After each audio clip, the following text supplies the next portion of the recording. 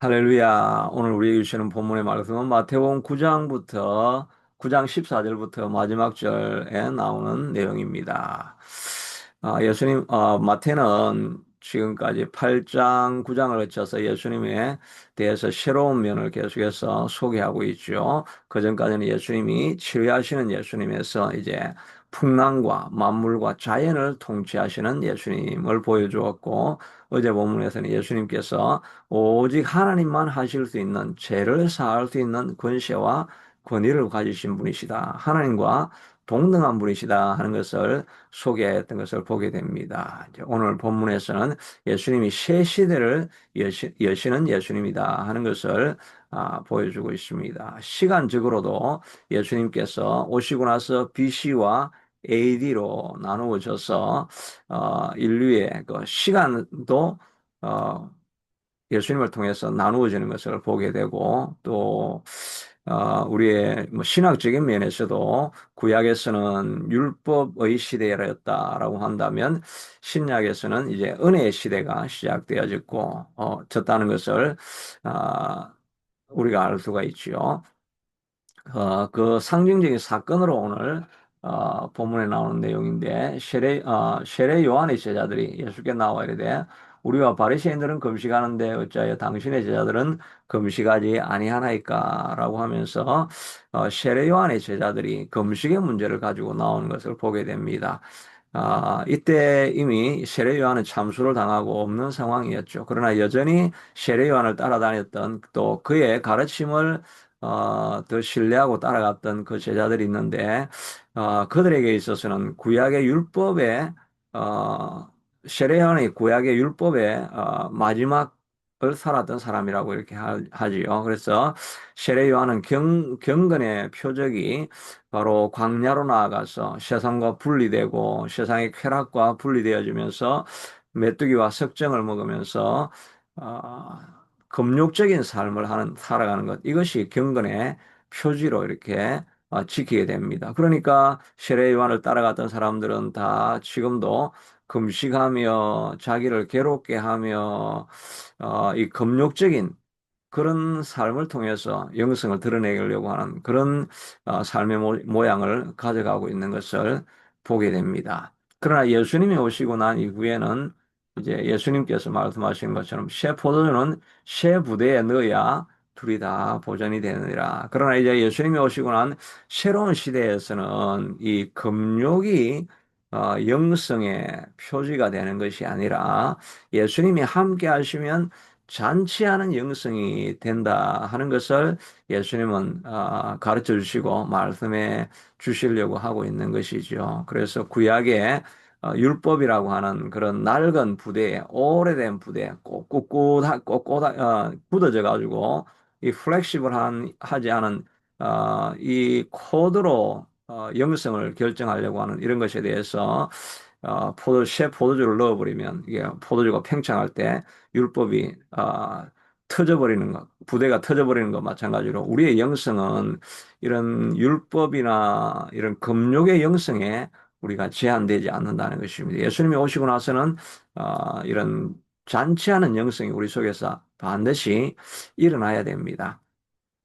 예수님이 공생애를 시작하시면서 또 공생애를 시작하기 전에 또 가장 처음으로 한 사역이 바로 가나의 혼인잔치에서 기적을 베푸신 사역이지요.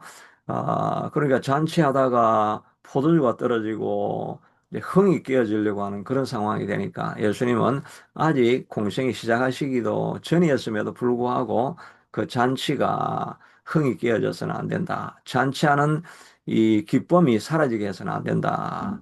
그런 의미로 이 새로운 포도주를 만들어 가지고 먹이게 되니까 이전보다 훨씬 질이 좋은 포도주가 흘러가게 되어지고 또 잔치에 온 하객들의 기쁨과 흥분과 흥이 사라지지 않게 하신 그런 사역을 이렇게 보게 되죠. 아마 그 잔치에 기적이 일어났다는 그런 면도 있지만 또 다른 면에서 보면 예수님이 오시고 나서는 이런 잔치하는 영성이 시작되었다는 것들을 이렇게 보여주시기도 하시는 것이죠. 그리고 요한계시록 19장에도 계시록의 마지막에 어린 양의 혼인 잔치로 끝나지 않습니까? 결혼식 하는 잔치, 인생에서 가장 화려하고 빛나고 모든 사람들이 나와서 축하하고 즐거워하는 자리가 결혼식 잔치 아니겠습니까? 결혼식 잔치가 그걸 상징하는 것이죠. 그러니까 예수님이 오고 난 이후에는 잔치하는 영성이 처음부터 계시록 마지막까지 그대로 유지되어야 한다는 그런 면을 우리에게 새롭게 보여주고 있는 것입니다. 바울도 마찬가지였죠. 그래서 우리에게 이뭐 고난의 시간을 지나가고 핍박과 환란의 시간을 지나가지만 우리의 마음속에는 날마다 잔치하는 영성이 넘쳐야 한다는 것을 말씀해 주시고 있습니다. 그래서 데살로니가전서 5장 16절 18절 우리에게 잘 알려진 말씀이죠. 항상 기뻐하라. 쉬지 말고 기도하라. 범사에 감사하라. 이는 그리스도 예수 안에서 너희를 향하신 하나님의 뜻이니라. 하나님의 뜻은 금욕하고 고통당하면서 십자가를 지고 가면서 그 십자가를 지고 가는 고난 속에서 뭐 고통하면서 이 금욕적인 그래도 참아야지 하면서 지나가고 있는 이것이 예수님이 찾아오시는 그 영성의 본질이 아니라는 것입니다.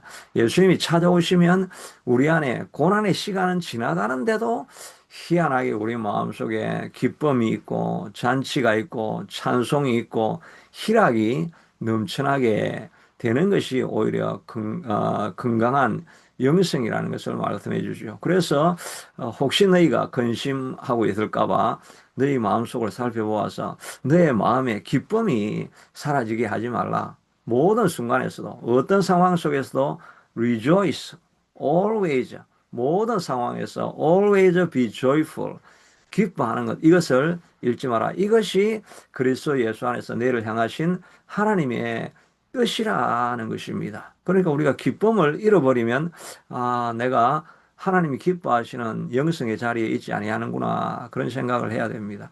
그러니까 우리가 아무리 금욕을 하면서 금식을 하고 이런 걸 우리가 예수님이 잘못되었다고 말씀하는 건 아니죠. 그것들이 다 필요한데 아직 때가 아니다라고 이렇게 지금은 그런 때가 아니다라고 이렇게 예수님께서 말씀하고 있지 않습니까? 그러니까 우리 안에는 이런 고난의 시간은 지나가지만 내 마음의 잔치가 사라지지 않아야 된다는 것입니다.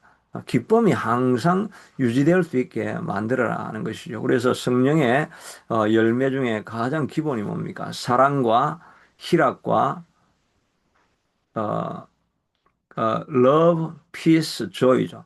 사랑과 희락과 기쁨, joy죠. 영어로는 love, peace, joy. 희락과 기쁨이 우리의 성령이 찾아오시면 근본적인 우리의 마음의 태도가 된다는 것입니다. 그러니까 사랑과 희락과 기쁨 이후에 그 위에 사랑과 충성과 온유와 오래 참음과 자비와 뭐 이런 다른 삶을 살아가는 이런 아름다운 그런 삶을 풍요하게 해주는 효과적으로 해주는 이런 영성들은 다 어디에서 나오느냐 하니까 사랑과 희락과 기쁨 안에서 love, peace, joy 안에서 내가 그것이 충만할 때 다른 이런 모든 기독교의 좋은 덕목들이 생겨나게 된다는 거죠. 그러니까 사랑과 기쁨과 희락을 잃어버리면 이 나머지는 따라올 수가 없다는 것입니다. 그러니까 우리 안에 이런 잔치하는 영성이 사라지는 것을 우리가 두려워해야 됩니다. 교회도 마찬가지죠.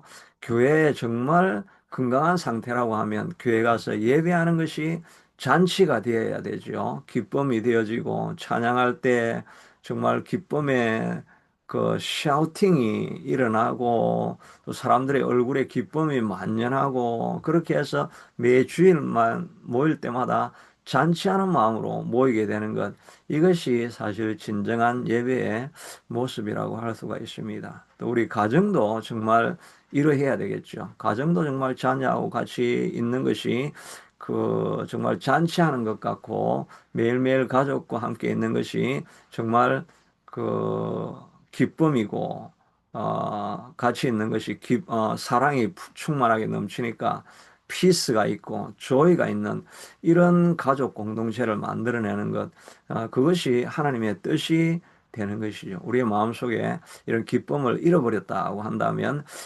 내가, 아, 이 지금 깨어있지 못하구나. 이런 생각을 해야 됩니다. 내가 막 깨어있다고 생각하는데, 뭐 뭐든 자꾸 율법을 생각하고 항목을 지켜나가야지 막 억지로 이 율법을 지키기 위해서 내가 십자가를 지어야 된다. 이 율법을 지키기 위해서 내가 고난을 감수해야 된다. 얼굴에 근심 걱정 염려가 가득해서 어두운 표정이 가득하면서 나는 십자가의 길을 걸어가고 있다.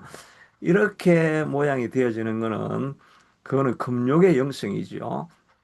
그런 것이 필요할 때가 있지만 그러나 우리의 근본적으로 우리에게 있어야 될 것은 그런 율법의 짐을 지고 가면서도 내 마음의 평강과 기쁨이 있고 안정감이 우리에게 있어야 됩니다. 예수님께서도 말씀하시기를 수고하고 무거운 짐진 자들아 다 내게로 오라.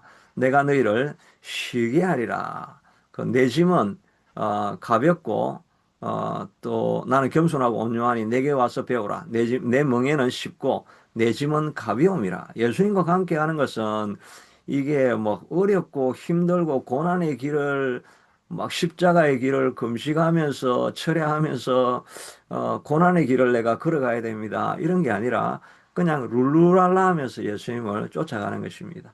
이 예수님의 멍에를 지는 게 뭐겠습니까? 이 옛날에는 그 우리나라 멍에는 소 한 마리에 멍이 하나가 이렇게 있어가지고 그걸 이게 코를 뚫고 이 멍에를 지어가지고 거기에 줄을 달아가지고 이래야 하면 소가 어쩔 수 없이 막 안 따라하면 코 거리를 해가 땡겨버리니까 어쩔 수 없이 그냥 순종하면서 쫓아가야 되는 그런 게 이제 우리나라 멍에라고 한다면 이스라엘의 멍에는 소 두 마리가 이렇게 같이 멍에를 치고 갑니다. 같은 멍에를 소 두 마리가 치고 가니까 한 마리가 가는데 다른 한 마리가 안 가면은 엇박자가 나니까 서로 괴롭죠. 그러니까 이렇게 같이 가게 되는데 우리는 예수님이 자기 멍에를 치라고 하니까 나는 안 가려고 해도 안 간다 해도 그냥 예수님이 그냥 가버리니까 나는 아무 힘 안 들이고 룰루랄라 하면서 그냥 나는 뛰어가기만 하면 된다는 것입니다.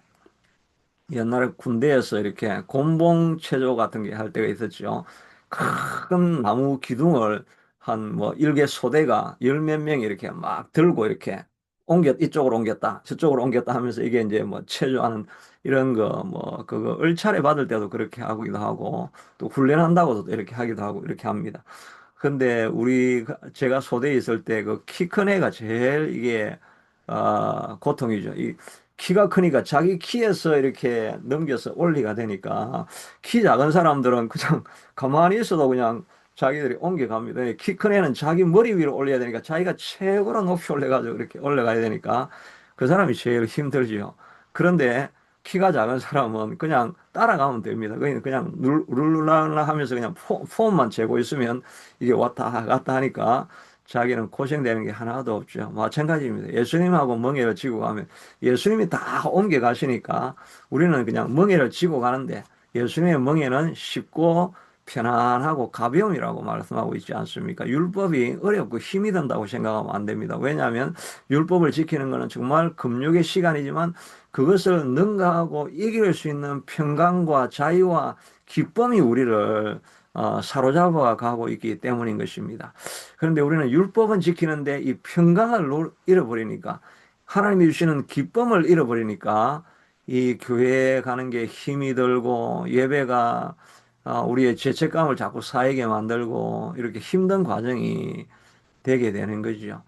그러니까 우리가 예배를 통해서는 성령의 역사가 일어나서 하나님의 자유와 기쁨과 평강과 그 희락이 넘칠 수 있게 이 성령의 임재가 있게 만들어가는 것이 필요하죠. 그래서 우리도 예수님을 쫓아가는데 이게 다 어디서 옵니까?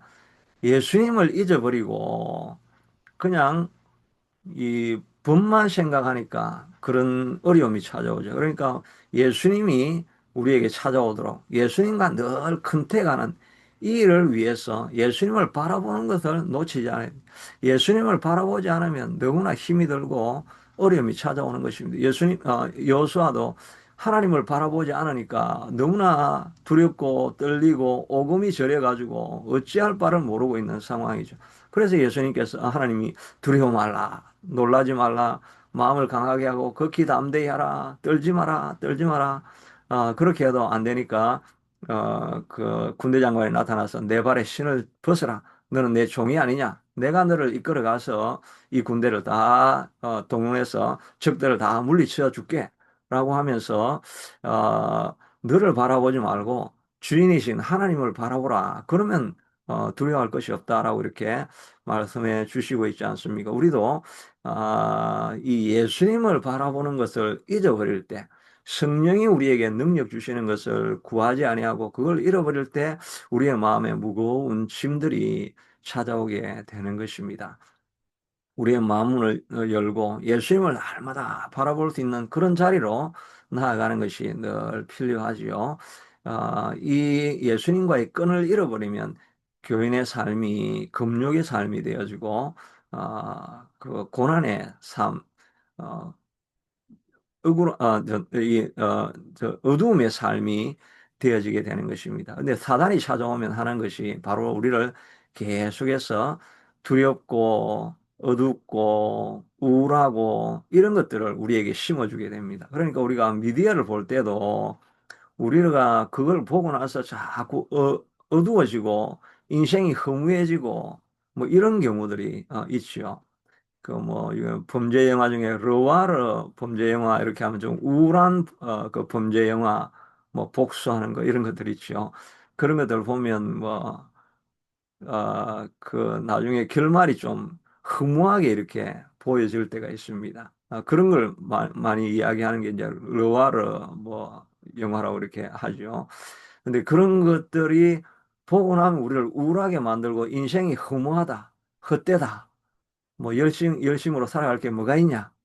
이런 마음으로 가지게 만드는 것은 그것은 바로 그 그리스도의 영성이 아닙니다. 그리스도의 영성은 앞에서 우리가 찬송했던 것처럼 주의 영광 빛난 얼굴 내게 비춰 주시옵소서. 그 밝은 얼굴 배울 때 나의 영혼 기쁘다.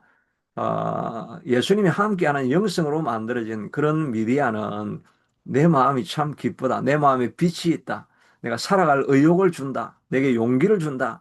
이런 미디어를 우리가 자꾸 접하는 것이 필요하죠. 요즘은 그 드라마 작가, 세속적인 드라마 작가 가운데서도 그 기독교인들이 그 극작가인 그런 드라마가 많이 있는데 그런 드라마는 보면 항상 어떤 기쁨이 있고 희망을 전해주는 그런 메시지가 거기에 숨겨져 있는 것들을 이렇게 볼 수 있게 됩니다. 그리고 우리가 그런 미디어를 자꾸 접해야 되겠죠. 그리고 또 내 마음이 점점 어두워진다.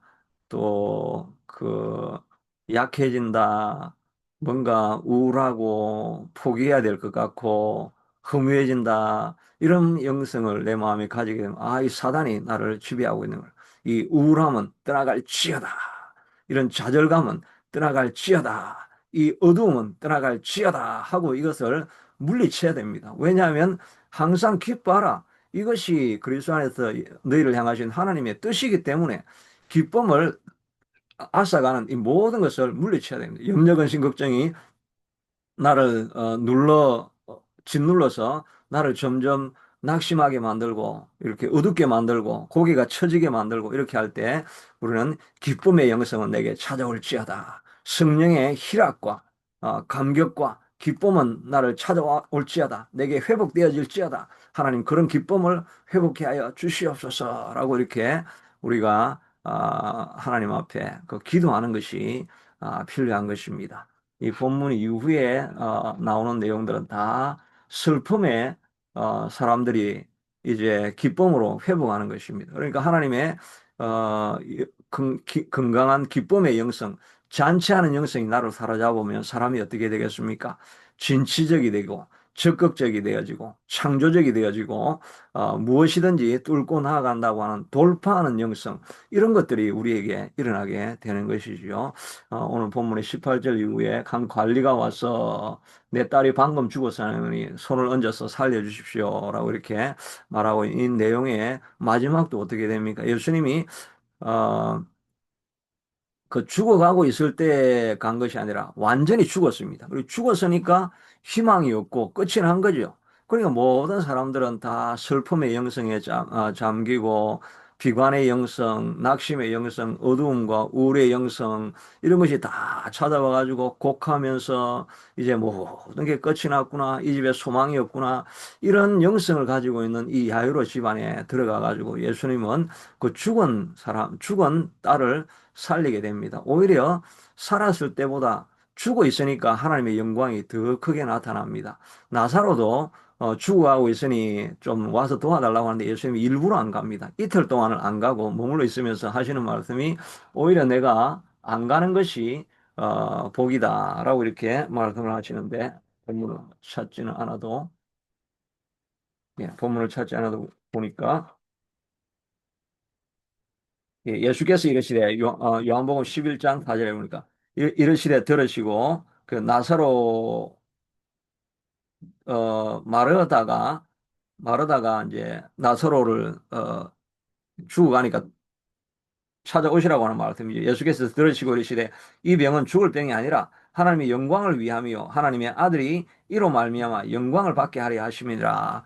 이 죽을 병이 아니라 하나님의 영광을 드러내기 위한 것이다라고 하면서 안 가니까 나사로가 무덤에 죽어가지고 이거는 이제 뭐 야이로 딸은 그냥 죽은 거고 나사로는 죽어가지고 무덤까지 들어갔습니다. 그러니까 절망의 가장 깊은 자리에 들어가 있는 그런 상황이죠. 그런 상황이 되어야 예수님의 영광이 됩니다. 왜냐하니까 정말 아무도 더 이상 할 수 없는 상황인데도 예수님은 그것을 할 수 있다는 것을 드러낼 수 있게 되니까 오히려 죽어서 무덤에 들어가는 것이 예수님의 영광을 드러내는 것입니다. 다시 말해서 절망의 가장 끝자락까지 뭐 인간의 힘으로는 아무리 해도 할 수 없는 그런 끝자락까지 떨어 졌지만은 예수님은 그것을 회복해 주시는 분이시다는 것을 이제 선포를 하게 되니까 예수님의 영광이 드러나게 되는 거죠. 이런 상황에서도 마찬가지로 사건을 통해서 우리가 얻게 되는 것은 무엇입니까? 어떤 절망적인 상황에도 죽는 상황이 무덤에 들어가는 희망의 0.0001%도 없는 그런 상황 속에서 예수님과 함께 나아가면 다시 회복되어집니다. 라고 하는 것을 보여주는 스토리 아닙니까? 그러니까 우리 안에 잔치하는 영성이 있고 기쁨의 영성이 있고 그렇게 하면 불태전의 영성, 진취적으로 돌파하는 영성 이런 것을 우리가 가지게 되는 것입니다. 죽음만큼 절박하고 끝이 난 상황이 어디 있겠습니까? 그럼에도 불구하고 주님과 함께하면 돌파하는 영성이 일어나게 된다는 것입니다. 그 다음에 나오는 본문은 가던 길에 혈루병 앓는 여자가 나오는 이야기가 나오죠. 이 혈루병 앓는 여인도 돌파하는 영성을 가지지 않았습니까? 그 혈류병이 있어서 피 흘리는 병은 부정한 병이어서 사람하고 가까이 가면 안 되고 그것이 알려지면 자기가 문매를 맞을 수 있음에도 불구하고 그럼에도 불구하고 이 사람은 돌파하는 영성을 가지고 나아가서 예수님의 옷자락을 붙들고 예수님의 능력이 그에게 임하게 되는 이런 돌파하는 영성을 가지게 되고 회복이 된다는 것입니다. 뒤에 본문에 보면 또 그 두 맹인이 와서 우리를 불쌍히 여기소서 하고 끝까지 하나님의 도움을 구하고 찾고 진취적으로 내 질병도 예수님께 가면 회복되어질 수 있다. 이런 우리가 영성을 우리가 가지게 되는 거죠. 맹인도 고쳐지고 혈류병도 고쳐지고 죽은 자도 살아나고 이런 일들이 일어나니까 예수님께 가까이 가는데 어떻게 절망할 사건이 있다는 말이냐. 예수님 앞에서 예수님이 고치지 못할 절망을 한번 가져와 봐. 한번 그런 절망을 한번 꺼내서 이야기해 봐. 이런 도전을 주기 위해서 이 마태가 적고 있지 않습니까? 혈류병 또 맹인 태어나면서 맹인 이걸 어떻게 고칩니까? 지금 현대의학도 못 고치지 않습니까? 그리고 그 죽어 있는 사람 어떻게 살립니까? 이런 사람도 살렸는데 예수님이 못할 거 있으면 한번 가져와 봐. 예수님이 뭐 너는 이게 절망해라. 이건 나도 못 고치겠다. 이런 문제가 이 세상에 있으면 한번 가져와 봐. 이런 도전을 던지는 것이 마태의 그 메시지 아니겠습니까? 그러므로 우리가 주님과 함께하고 살아가는 사람은 이런 잔치하는 영성, 진취적인 영성, 돌파하는 영성, 멈추지 않는 영성, 창조적인 영성, 이런 영성을 가지고 나아가라고 우리에게 가르쳐 주시는 것입니다. 그러니까 기독교가 들어가는 어떤 곳이든지 문명이 다 개발되는 것이죠. 사실 아시아보다 유럽이 그전에는 더 복음이 들어가기 전까지는 더 미개하지 않았습니까? 그래서 북쪽의 게르만족 이런 족들을 우리가 야만족, 바르비아니아라고 그렇게 해서 이 야만족이었죠. 바이킹족 이게 다 뭡니까? 지금 영화를 봐도 뭐 바이킹족 하면 진짜 무식하게 생기지 않습니까? 그게 다 게르만족하고 그런 족속이었는데 복음이 이 그 그리스 반도로 그다음에 발칸 반도로 건너가고 이렇게 하다가 게르만족이 내려와서 이 로마를 전쟁을 하고 뭐 로마도 정복하고 뭐 이렇게 자꾸 되면서 전쟁은 이겼지만 문화는 이 기독교 문화를 북쪽에 독일에까지 뭐 이런 쪽으로 영국으로까지 이렇게 흘러가게 만드는 거죠. 기독교 문화가 건너가니까 유럽이 복된 문화, 진취적이고 창조적이고 돌파하고 하는 이런 영성이 온 대륙을 지배하게 되니까 문명이 개발되는 사회로 바뀌어지지 않았습니까? 우리도 어떤 절망적인 상황이 있다 할지라도 주님이 들어오시면 창조적인 돌파하는 영성이 생겨나고 이기지 못할 문제가 없기 때문에 우리는 주님 안에 있으면 계속 전진하고 발전하고 변화되어지고 개혁되어지고 새로워지는 그런 영성이 우리 가운데 일어나게 되어야 할 줄로 믿습니다. 이런 영성이 여러분 삶 속에서 충만하게 넘쳐서 사랑과 희락과 화평을 가지고 잔치하는 영성으로 나아가서 여러분 삶의 모든 복이 더욱더 임할 수 있게 되기를 축복합니다. 하나님 그렇습니다. 주님이 우리에게 찾아오면 금식하고 금욕하는 영성이 아니라 창조하고 기쁨이 넘치는 잔치하는 영성이 우리에게 찾아오게 될 줄로 믿습니다. 하나님, 그러나 아직도 우리가 너무나 부족합니다. 우리의 마음속에 우울도 있고 어두움도 있고 연약함이 하나님 우리 속에 남아 있습니다. 우리 힘으로는 이 어두움의 세력을 물리칠 수가 없습니다. 주님, 우리에게 성령으로 찾아와 주셔서 다시 한번 사랑과 희락과 화평이 기쁨의 영성이 우리를 지배할 수 있게 되도록 도와주시옵소서. 하나님, 우리가 너무나 부족하고 연약합니다. 또 세상에 누르는 짐이 너무나 무거워서 우리의 마음에 어둠이 염려, 근심, 걱정, 불안, 초조가 떠나지를 않습니다. 주님 찾아와 주셔서 우리를 위로하시고 주님이 함께 하심을 보여주셔서 다시 한번 소망을 회복하게 하시고 우리 속에 있는 잔치의 흥이 다시 한번 일어날 수 있게 축복해 주시옵소서. 우리 속에 제 대신 화관을 염려, 근심, 걱정 대신에 우리 속에서 찬송이 더하게 하실 분이 예수님이라고 하셨사오니 그런 기쁨과 찬송이 우리 속에서 솟아날 수 있게 되도록 주님 우리에게 찾아와 주시옵소서. 위로하여 주시옵소서. 희망을 주시옵소서. 기쁨을 회복시켜 주시옵소서. 예수님 이름으로 기도드리옵나이다.